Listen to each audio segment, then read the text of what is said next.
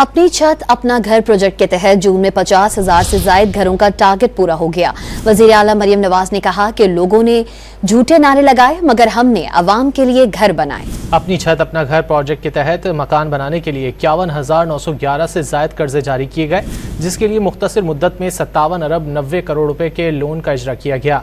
वजीर आला पंजाब मरियम नवाज ने कहा कि अप्लाई करने वाले हर फर्द को सियासी वाबस्तगी से बालातर कर्जे मिल रहे हैं। मुल्क की तारीख में अवाम के घर बनाने का रिकॉर्ड कायम किया, अपने रिकॉर्ड खुद ही तोड़ेंगे।